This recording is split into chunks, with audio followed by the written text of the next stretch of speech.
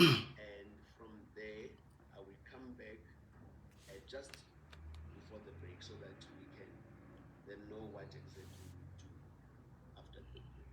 So may God bless you as you continue to be with us and as we struggle together in this new church that none of us have been trained for and be prepared. But we use this opportunity now. We've got an opportunity that now we are able to learn from one another. And so I would really encourage a full participation of everyone, particularly when we go to our breakaway groups, that we use that time and share experiences. And at the end of this, because this is what is important, at the end of the day, we need to have a model that will work for Synod, for Central Synod, and that will know that even after 20 years, when another pandemic of this nature comes back, this is the guide, this is how we will be able to handle it. So may God bless you, and I wish you well for the day. And over to you, Mfundisi Mqamza. Well, thank you most sincerely to you, Vice Chair. I also wish to take this time and greet the Bishop in our midst, all ministers here present, members of the Synod Executive, those who may not necessarily be members of the Central Synod, but are part of the broader coalition that seeks to find other ways of taking our church forward. I want also to greet everyone here present, those who have joined us from across the length and the breadth of our synod. Friends, I do want to begin by expressing a sincere word of gratitude, not only to you, Bishop, but through you to the entire leadership that has saw it fitting to put together a program of this nature. I also wish to indicate that, as you may have well seen on the program, I am standing in for the Mission Secretary of our Synod, the Reverend Munametsi Kamgelo, who, as the Bishop had already intimated, could not be with us this morning. So I do want to say, as we begin, that it is important to declare first and primarily that the presentation was compiled by Reverend Kamgelo, and only about 2% of the presentation was then put together by myself. And the topic that he had been requested to deal with is the changing paradigms of mission. So really mine would be to present, and I want to get right to it. Outlining our journey as I will be presenting.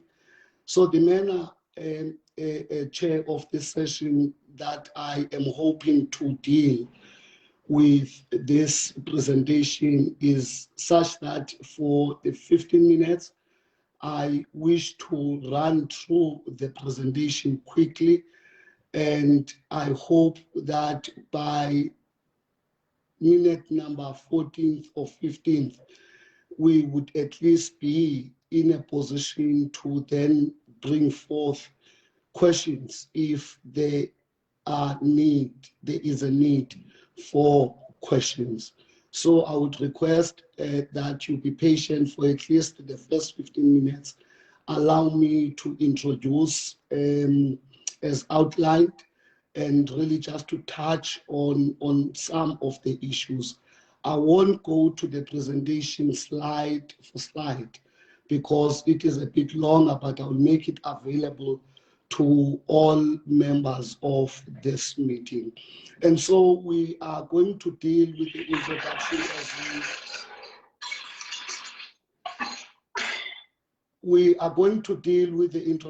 as we have already begun, and I will now go to the assumptions. This is the outline of the presentation. I will touch on the 6 major paradigms of Christian mission. I will move to the contextual paradigms, meaning them as a perspective when it comes to the paradigms of context. And then I will then move to defining culture, as I will be going to some of the impediments which has made it difficult for mission to advance at a pace that we were hoping it will advance. I'll then move to the transform congregational cultures, and then reimagining mission and being intent about it, and then I shall conclude. I hope that we are moving together. And so I wanted to begin by quoting the 16th century reformer Martin Luther, who said that the church must always be reformed.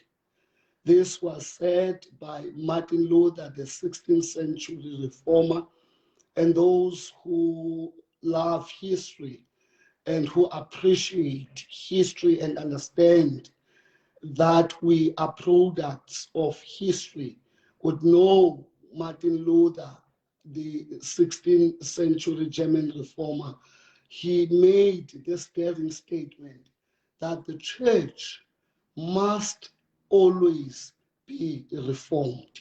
And I think this gives you a sense of a tail end of our presentation, so that you know that it is right that from time to time, the people of God should gather and seek to find ways of reforming, of transforming the church, and making sure they place the church in its rightful position in as far as mission is concerned.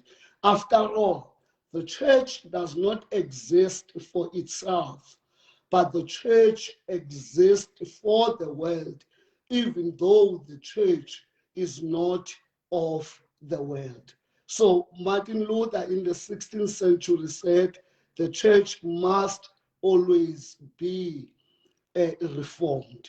And so the basic assumptions of this presentation, Chair, are that we have, I hope that we all understand that mission is the Magna Carta of the existence of the church. In other words, mission is the key, the core, the cornerstone of the existence of the church. So the church exists first and primarily for mission. And I'm sure that later we will touch on this aspect. What do I mean when I say the church exists for mission? But remember, hold this in your heart and mind that mission, the key, the core, and the cornerstone of our existence is mission. Hence, I call mission the Magna Carta of our very existence. And also, I want to also, in this basic assumption, assume that we have a sense, all of us, of understanding what mission is. So in other words, I would define mission at a basic level as to make God known by recording in progress. To make God known by people so that they may experience life according to John 10:10, and experience life in its fullness. So mission focus differs. I hope these are basic assumptions that we understand that mission focus differs from context to context, What works for me might not necessarily work for you because it differs from context to context. And so the church, as we have it today, was made and shaped, in particular in this part of our connection by the missionaries, why not only by them, but also by their commitment to mission from their own perspective. And that also needs to be appreciated, which was reaching out to others out there. And so we need to appreciate that we are where we are because of the commitment and the work of missionaries. That they were a surplus where they came from in this instant is a matter of indifference. But what I would want us to appreciate is that our church, as we have it, was shaped by them and their commitment, even though the perspective can be argued.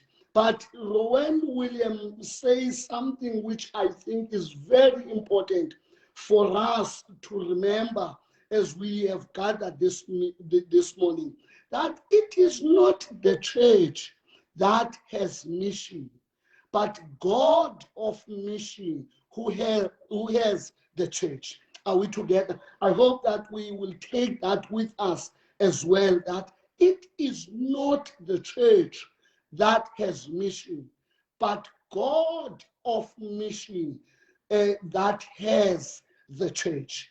And so one then may be asking, what is mission?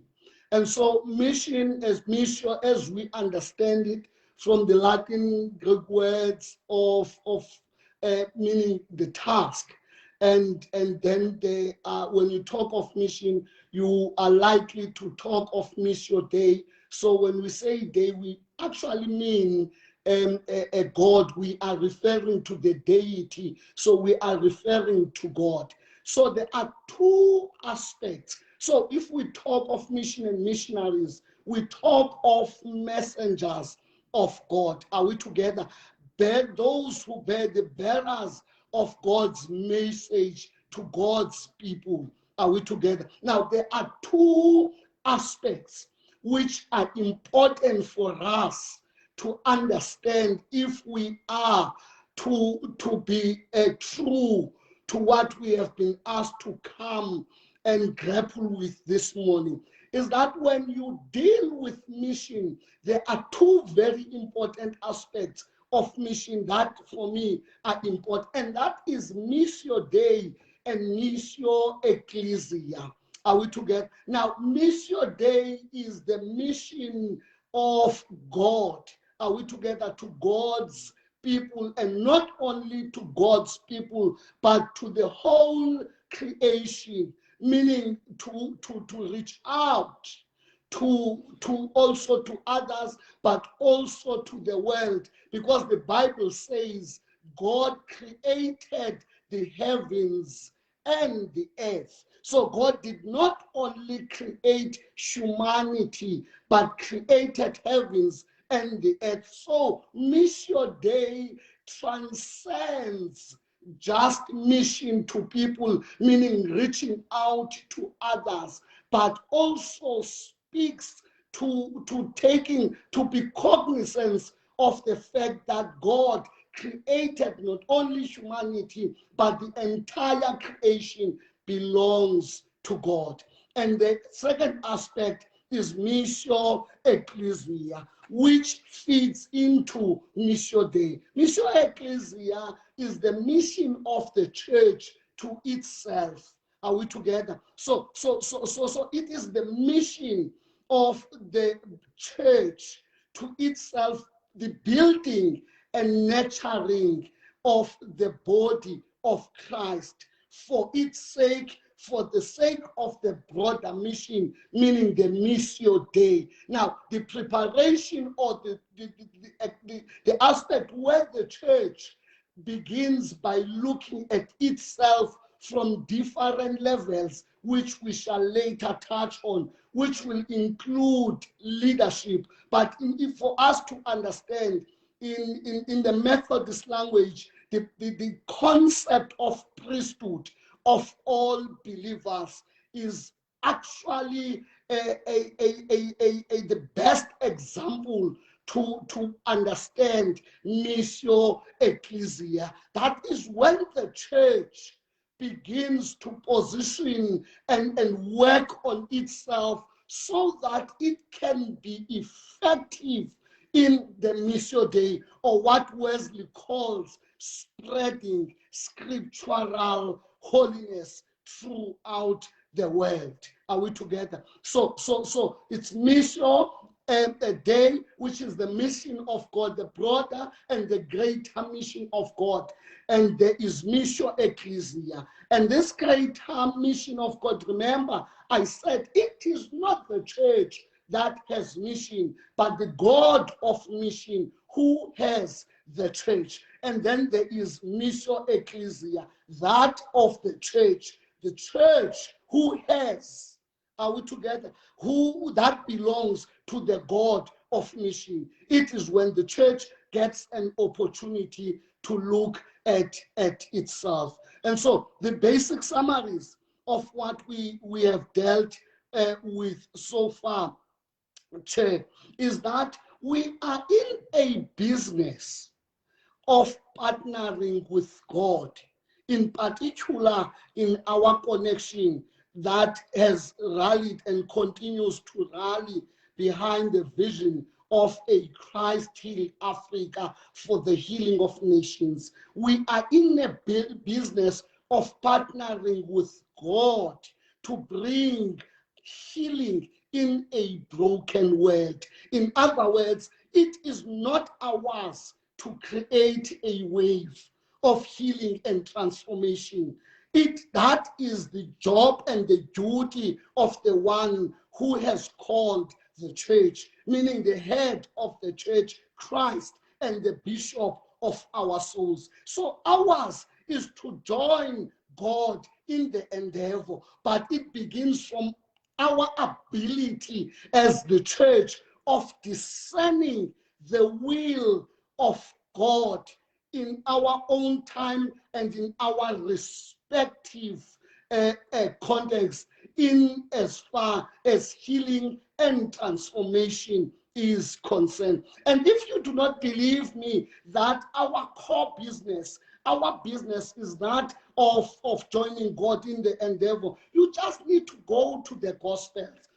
Ask yourself, what was Jesus busy with throughout his ministry? And I will tell you without any fear of contradiction that Jesus was a champion of healing and transformation. Are we together? And so everything needs to be measured against that, meaning that our ability as the church, that of joining God in the endeavor. So everything else then becomes secondary, that is primary, and all else ought to be measured against that. Are we together? So in other words, before we are Methodists, we must remember that we are followers or disciples of Christ.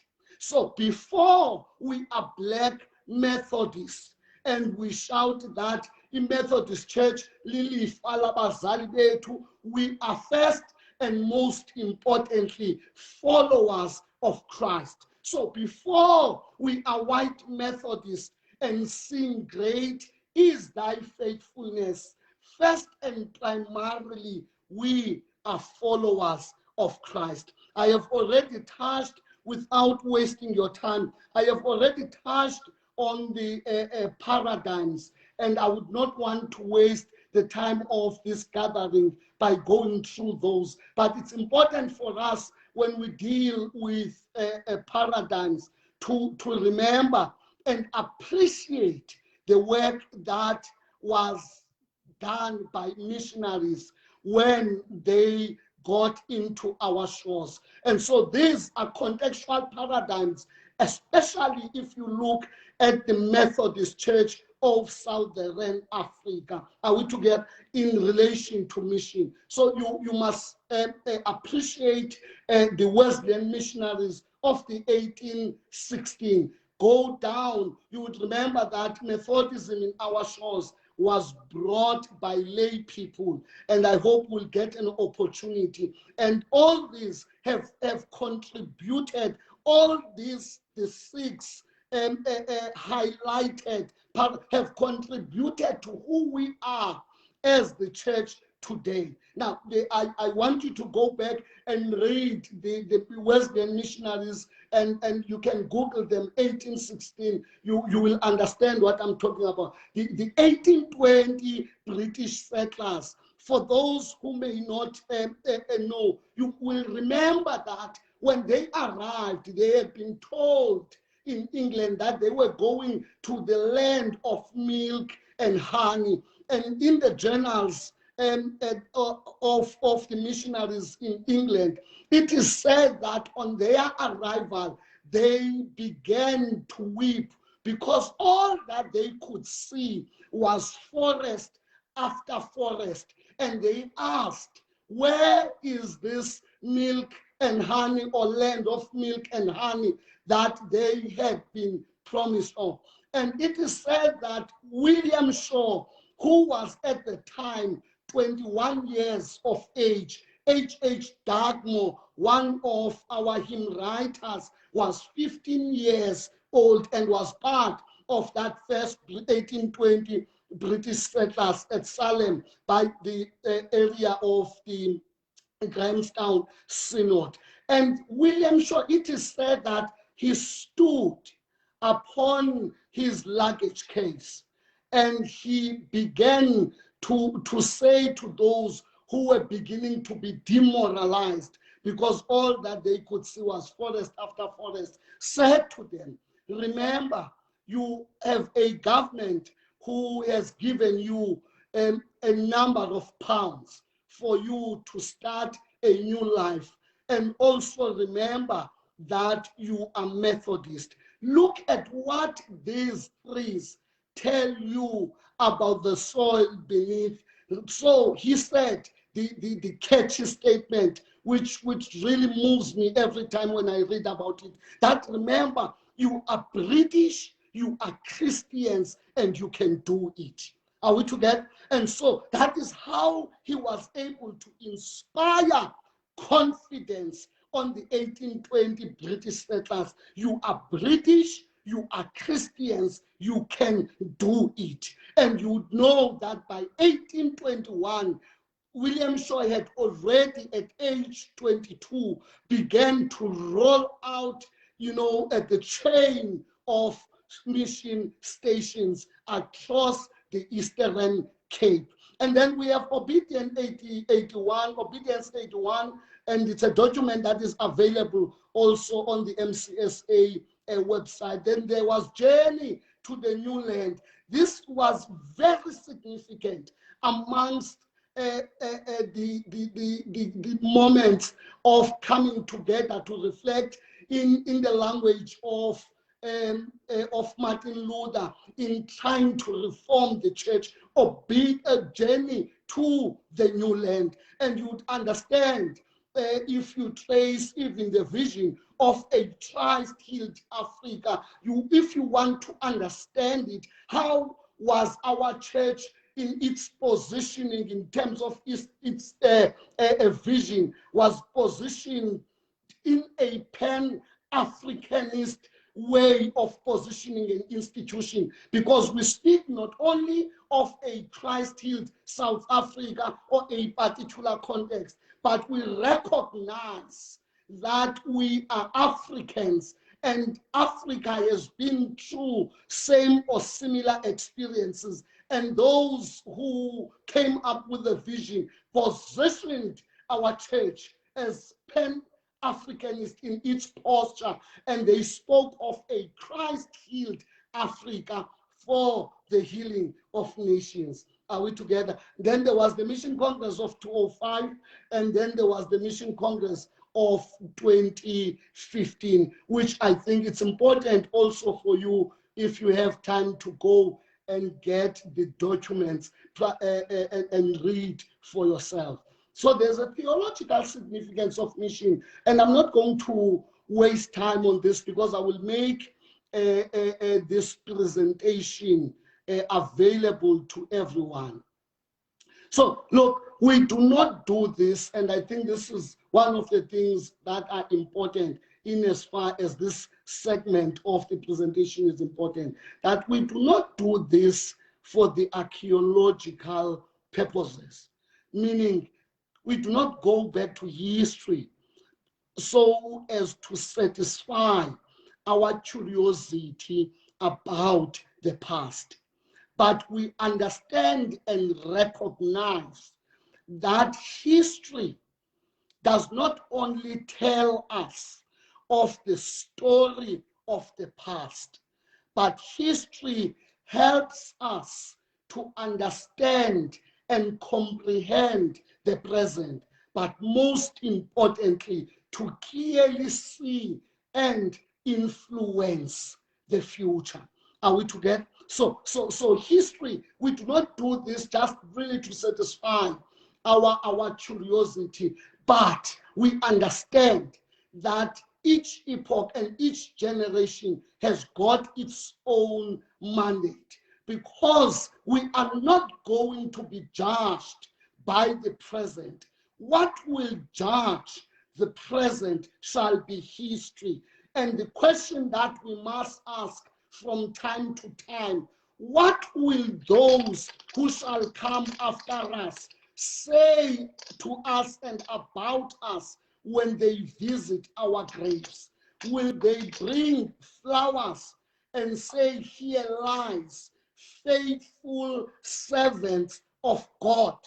Or will they get there and vandalize our graves, saying that we have squandered opportunities and we have not been faithful to our call as the church of this day? Are we together? So we need to recognize also throughout history the evolution of the present, that there are changes in terms of theological language, culture, tradition, practices, and even interpretation.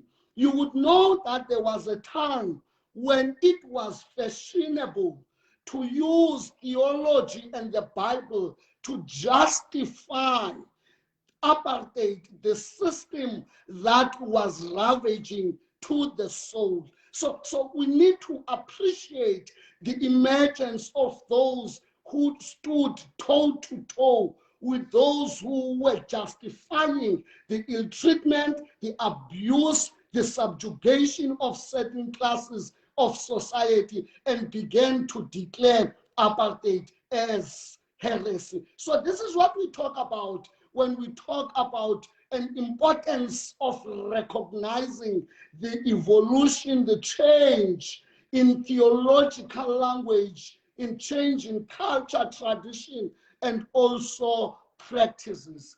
And this, I want to touch on this as well, which I think are important. I'm getting to what we have identified in Umfundisi Kamkhelo as the impediments of the transformation, of the change, of being effective in a local congregation, in as far as mission is concerned.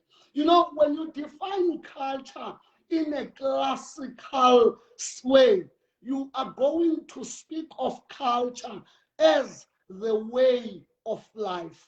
Are we together?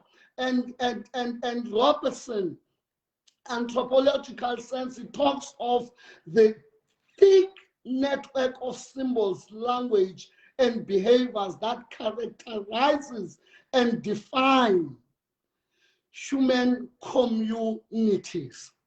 But remember, and this is the point that I want to make, that culture is in itself not static, but culture is dynamic. And this is one chair and dear bishop of the impediment of mission leaders when it comes to driving mission in local congregations. Culture.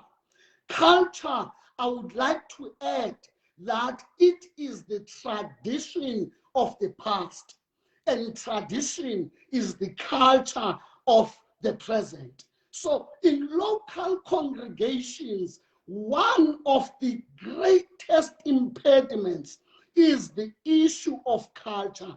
Those who believe that as it was in the beginning should be now and be so until Christ comes back. Are we together? The refusal of understanding that culture is in itself not static but dynamic.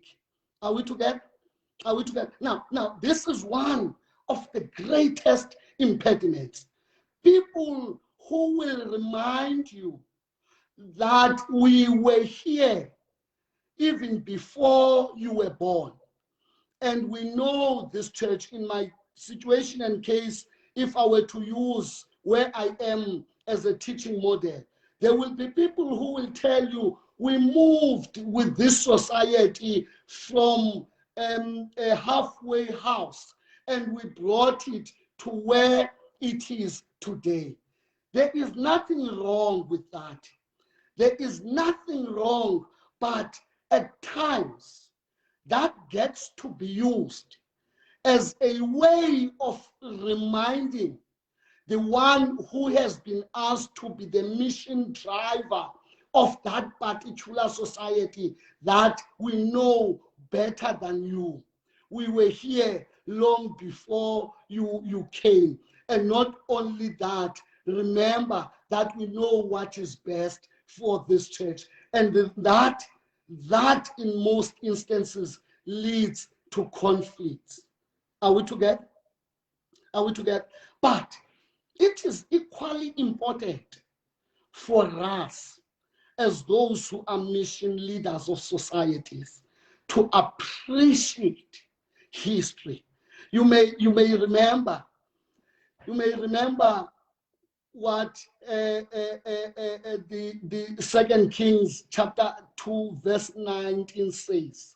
Because when it comes to the issue of culture, language and some of these symbols, communicated or not communicated, one of the things that they get to do, they lead to conflicts in organization. The duty of a mission leader is to look, study, and understand the context. 2 Kings 2:19 says, the city is indeed beautiful, but the water, not only is it bad, but it is bitter. Are we together? Now, culture and tradition as an impediment is a call on us as leaders to take time to understand the history of congregations, to understand where they come from, where they are, what is their vision about their church. Are we together? And begin to find a way of taking God's people into confidence, helping them to understand that we are not against them, but ours is to provide leadership as mission leaders of societies. And culture has been one of the destructive tools and impediments of mission, effectiveness of mission in local congregation. People who refuse to transform. The language that this is how we do things here. The mentality that seeks to suggest that we know best. Those things are some of the things that are slow killers to church missional growth. Are we together? And I hope we have understood that. The last part, the reimagining of mission, chair, the reimagining of mission. And as I draw to the close, and I will be handing over to you, what we are grappling with is the reimagining of mission and that of being intent when it comes to the reimagining of mission or our missional intent. Are we together? Now, I did say earlier that at the core of who we are is mission. Are we together? Now, for us to be effective, this is what we propose, myself and the secretary of mission and this synod. We need to understand that we need to move from internal to external in terms of our ministry. Are we together? Remember, our positioning also as the Methodist people, Wesley spoke about spreading scriptural holiness, and our positioning is social in its nature. If I may, we understand that we do not exist for ourselves. So we exist for the society in which we find ourselves. And so we need to move from being internal. Now, so we are making a call from maintenance to mission. Are we together? Maintenance to mission. From programs, from projects, I beg your pardon, to programs. Are we together? The hit and run that we like to do, with no intent at all. But we want to put together a report and say, this is what we do for the community. And we never go back to evaluate how effective has what we have done been to that particular society. And we are saying we need to move, shift from the projects and become, adopt the approach of embarking on programs. So the hit and run that we tend to do, we need to find ways of, graduating and beginning to embrace being driving programs as opposed to projects. And I want to also submit that we need to move from church-based traditional leaders to kingdom-based in terms of leadership agenda. I will come back to this very important point. We need to move from church-based traditional leadership to kingdom-based in terms of our leadership agenda. Remember what I said earlier. Before we are Methodist, we are disciples of Christ. We are followers of Jesus.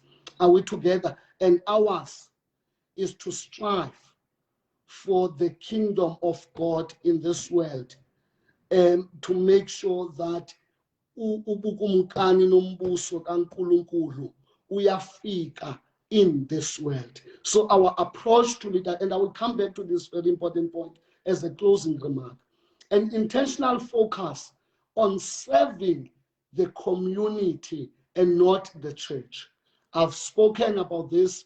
We need to move away from our maintenance approach of ministry, of keeping the irons warm, even if we are not doing anything. Remember what Wesley said, that I am not afraid that the people called Methodists shall ever cease to exist. But my greatest fear is that they continue to exist with a kind of religiosity that has no power, no impact.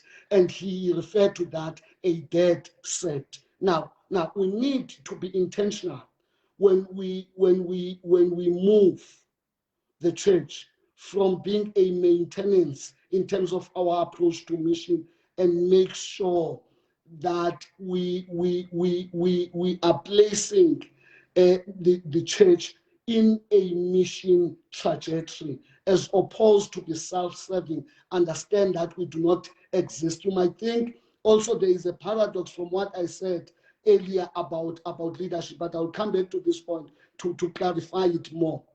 The next one is that we need to be more intentional to faith formation and not to information only. Are we together?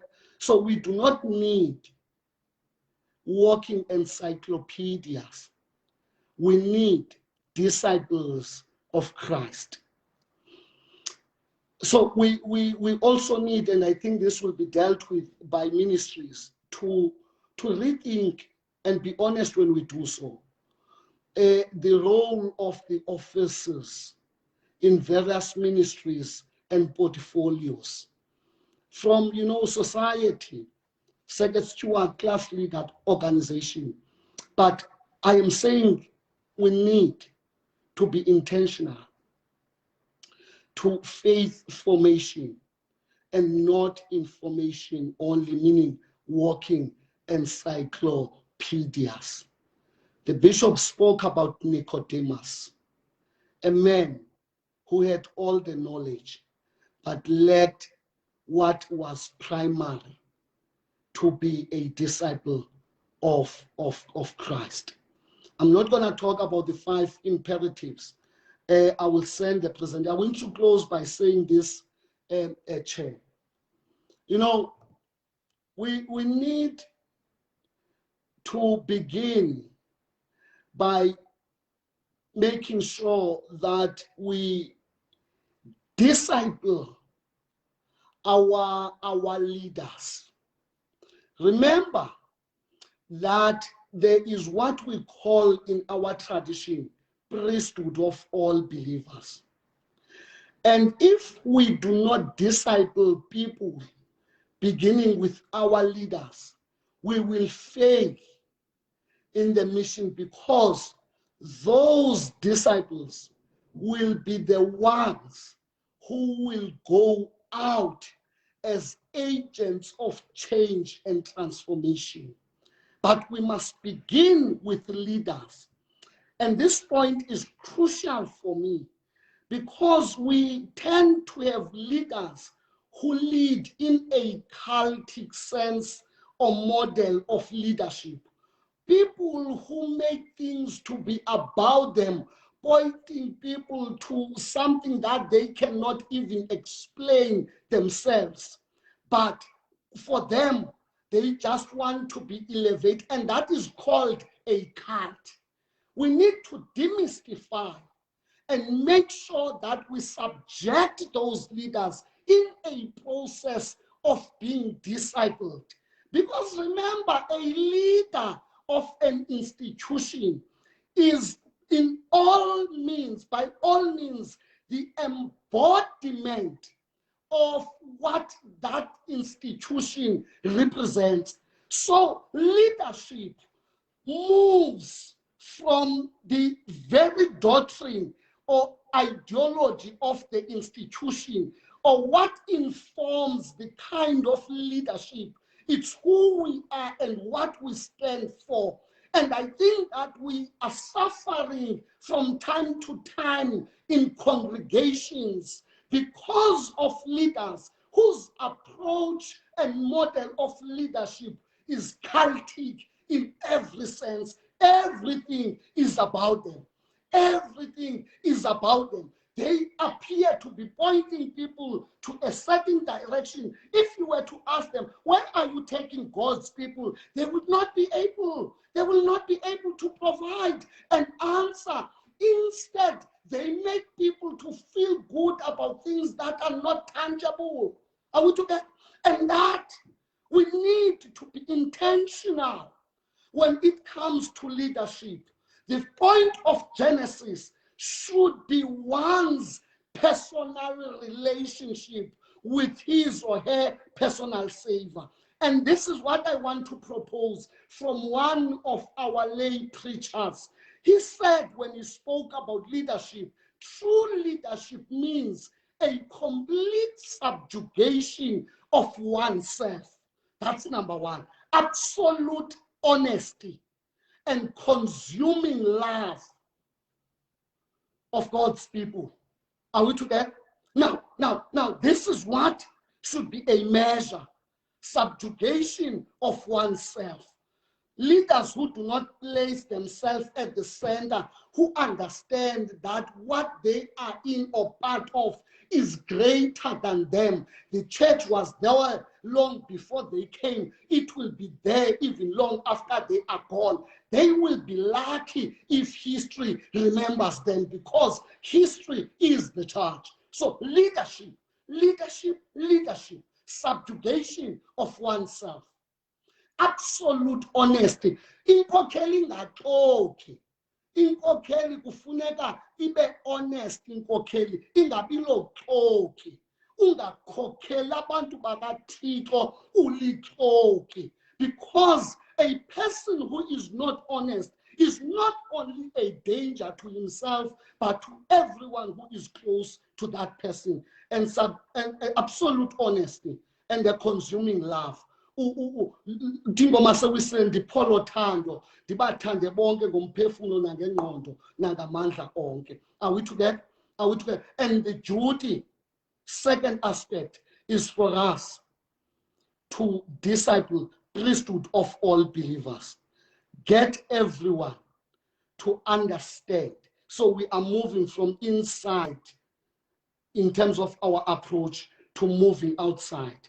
But let us begin by making sure that you are ready to face the outside. You understand what we are about. Not lento siyenzayo that we choose you on the basis of what you have, but on the basis of your understanding of what we are about. And that means collective view, collective understanding, collective participation, and that is priesthood of all believers.